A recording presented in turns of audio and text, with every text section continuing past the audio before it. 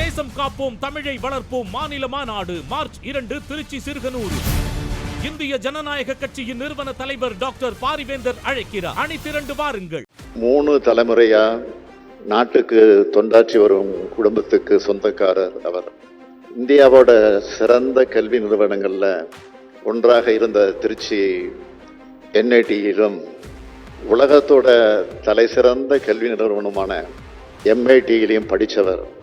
வெளிநாட்டில் படித்து வேலை செஞ்சிருந்தாலும் அங்கேயே தங்கிடாம தமிழ்நாட்டுக்கு திரும்ப வந்து இங்கேயும் தொழில் வர்த்தகம்னு ஒதுங்கிடாம அவரோட அப்பா தாத்தா மாதிரியே அரசியலில் பங்கெடுத்து தன்னுடைய அறிவாற்றலை தமிழ்நாட்டு மக்களுக்கு, தமிழ்நாட்டு மக்களுடைய நலனுக்கு கொடுத்துட்டு இருக்கக்கூடியவர் அவர். நம்ம ஆட்சியில் முதல் 2 ஆண்டுகளில் நிதியமைச்சராக மிக சிறப்பாக செயல்பட்டு பல மாற்றங்களுக்கு வித்திட்டவர். மாண்புமிகு அமைச்சர் PTR பழனிவேல் தியாகராஜன் அவர்கள், அவரை நான் IT துறைக்கு மாற்றினேன். அவரை நான் மாற்றியதற்கு காரணம் IT துறையிலும் நிதித்துறை போல மாற்றங்கள் தேவைப்பட்டது. நான் கொடுத்த பொறுப்பை அவர் சிறப்பாக செயல்படுத்துகிறார் என்பதற்கு இந்த மாநாடு எடுத்துக்காட்டாய் அமைந்திருக்கிறது. அவருடைய பணி மேலும் சிறக்க வாழ்த்துகிறேன், பாராட்டுகிறேன். 1/4 நூற்றாண்டுக்கு முன்பே வருங்காலம் என்பது கணினியின் காலம், தொழில்நுட்ப காலம் என கணிச்சவர் முத்தமிழறிஞர் கலைஞர் அவர்கள். அதனால தான் 1996, 2001 காலகட்டத்திலேயே கணினி வாசலை தமிழ்நாட்டில் திறந்து வச்சார். தகவல் தொழில்நுட்பத்தை முன் வச்சு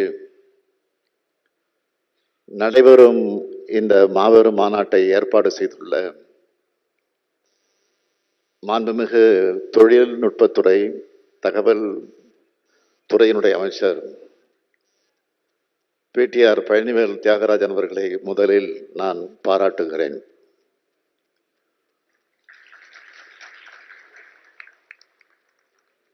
மூணு தலைமுறையா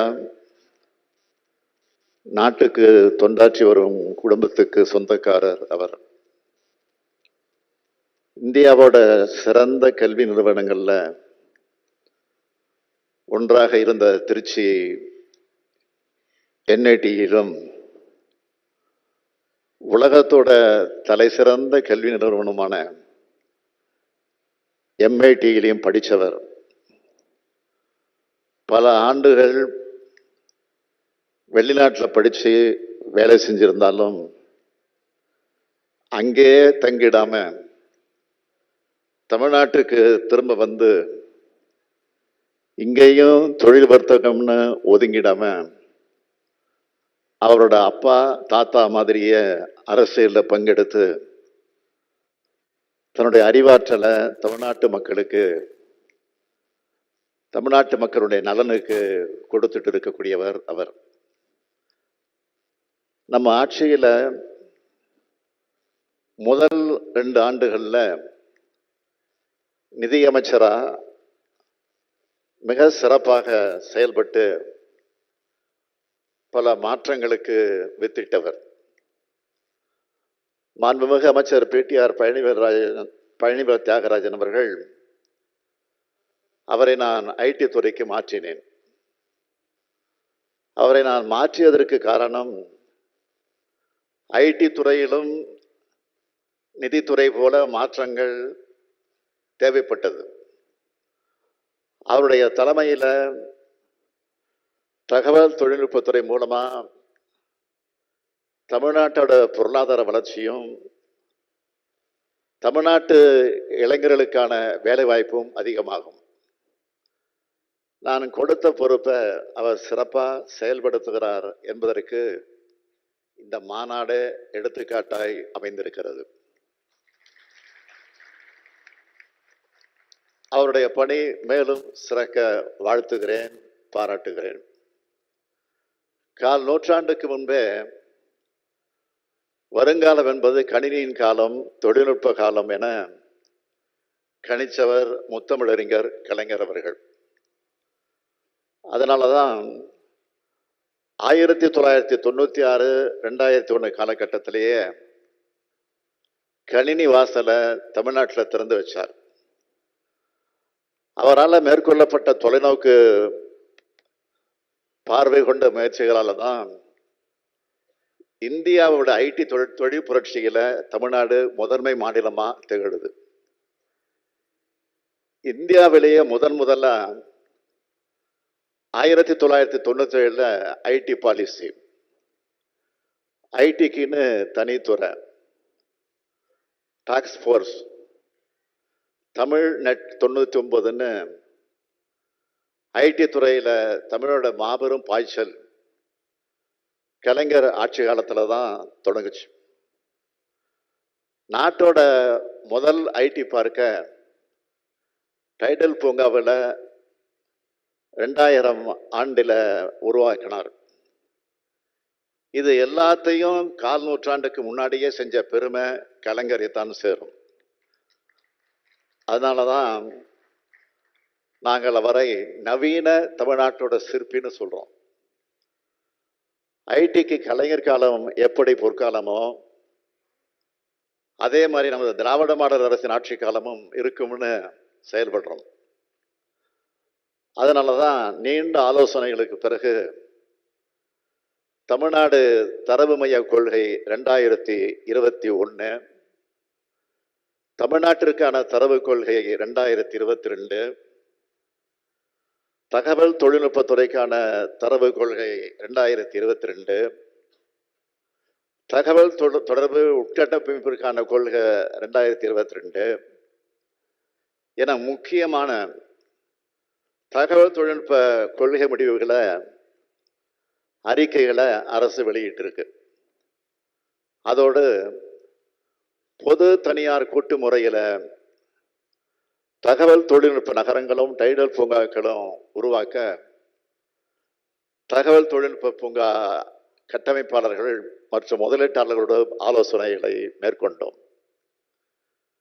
அனைத்து தகவல் தொடர்பு நிறுவனங்களுடன் பேச்சுவார்த்தை நடத்தி 5G அலைக்கற்றை அமைப்பை துரிதப்படுத்தினோம். இயற்கை பேரிடர் காலங்களில் இணையம் மற்றும் தகவல் தொடர்பு இணைப்புகள் செயலிழக்காமல் இயங்க தேவையான முன்னேற்பாடுகளை குறித்து விவாதித்தோம். அனிமேஷன், விஷுவல் எஃபெக்ட்ஸ், கணினி விளையாட்டுகள் மற்றும் காமிக்ஸ் துறை சார்ந்த நிறுவனங்களோட 2 முறை கலந்துரையாடல்கள் நடத்தணும். நம்ம தமிழ்நாட்டில் இந்த துறைகளில் வர்த்தகம் துவக்கிறதுக்கான முயற்சிகளை செய்து கொண்டிருக்கோம். நான் அடிக்கடி சொல்வதுண்டு, எனக்கு 2 கனவுகள் இருக்கு. ஒன்று, தமிழ்நாட்டை $1 டிரில்லியன் பொருளாதாரமாக உயர்த்தணும். இன்னொன்று, உலகத்தோட மனிதவள தலைநகரமாக தமிழ்நாட்டை மாற்றணும். அதுக்காக முழு ஈடுபாட்டோட என்னை நானே அர்ப்பணிச்சுக்கிட்டு இருக்கேன். வளர்ச்சிங்கிறத வெறும் எண்களில் மட்டும் இல்லை, மக்களோட வாழ்க்கை தரத்தில் காட்டுறோம். எல்லா துறைகளும் அதுக்கான செயல் திட்டங்களோட சிறப்பாக செயல்படுது. அதுல முக்கியமான துறையா தகவல் தொழில்நுட்பத்துறை இருக்கிறதுல எனக்கு மிகுந்த மகிழ்ச்சி. ஐடி துறையோட வளர்ச்சியும் முன்னேற்றமும் இப்போ நம் கண் முன்னாடி தெரியுது. தலைவர் கலைஞர் தமிழ்நாடு 99 மாநாட்டை நடத்தி 25 ஆண்டுகள் ஆகும். இந்த நேரத்தில் தமிழ் இணைய கல்விக் கழகம் சார்பாக கணித்தமிழ் 24 மாநாட்டை நடத்தியிருக்கோம். 10 நாடுகளிலிருந்து 60க்கும் மேற்பட்ட கல்வியாளர்கள், அறிஞர்கள், தொழில்துறை வல்லுநர்கள் இதில் கலந்துக்கிட்டாங்க. செயற்கை நுண்ணறிவு, இயந்திர கல்வி வழி கற்றல் போன்ற துறைகளில் மொழியோட முக்கியத்துவத்தை புரிஞ்சிக்க செயற்கை நுண்ணறிவு காலத்தில் இந்தியாவிலேயே முதல் மாநிலமாக ஆங்கிலம் அல்லாத மொழியில் ஒரு தொழில்நுட்ப மாநாட்டை வெற்றிகரமாக நடத்தி முடிச்சிருக்கோம். இதுதான் திராவிட மாடல் ஆட்சியோட தனித்தன்மை. எல்காட்டில் அனுமதி வழிமுறைகள், அதை மேம்படுத்துறதுனால 5G அலைக்கற்றை நடைமுறைப்படுத்தல துரிதப்படுத்தி இருக்கோம். தமிழ்நாடு டிஜிட்டல் மயமாக்கல் வியூகத்தை அறிமுகப்படுத்தினது சென்ற ஆண்டு செஞ்ச சாதனைகள்ல முக்கியமான ஒன்று. நீண்ட காலமா தடைபட்டிருந்த தமிழ்நாடு ஃபைபர் நெட் அமைப்பை விரைவுபடுத்தி இருக்கோம். நான் முதல்வன் திட்டத்தின் கீழ் ICT வழியா நடத்தப்படுற பயிற்சி திட்டங்களை அதிகரிச்சிருக்கோம். தமிழ்நாடு மின் ஆளுமை முகமை வழியா 36 துறைகளோட 751 திட்டங்கள் டிஜிட்டல் மயமாக்கப்பட்டிருக்கு. தமிழ்நாட்டில் இருக்கிற 38,292 சேவை மையங்கள்ல 25,726 மையங்கள் கடந்த ஆண்டு அமைக்கப்பட்டிருக்கு. இது ஒரு டிஜிட்டல் புரட்சி இல்லையா? சென்னையில 1000 வைஃபை ஹாட்ஸ்பாட்ஸ் அறிவிக்கப்பட்டிருக்கு. கடந்த ஆண்டு சென்னையில் மட்டும் 11 மில்லியன் சதுர அடி அளவிலான புதிய அலுவலகங்கள் குத்தகைக்கு விடப்பட்டிருக்கு. இதில் இருந்த இந்த துறை எப்படிப்பட்ட வளர்ச்சி அடைஞ்சிருக்குன்னு நீங்க தெரிஞ்சுக்கலாம். 2021-22 ஆண்டுகளில் சென்னை நகர பகுதிகளில் பணியாளர்களோட எண்ணிக்கை 40 விழுக்காடு வரைக்கும் அதிகரித்து இருக்கிறதா சென்னை பெருநகர மாநகராட்சி கவுன்சில் மதிப்பிட்டிருக்கு. கோவையிலும் முன்பை விட அலுவலகங்கள் அதிகமாக திறக்கப்பட்டிருக்கு.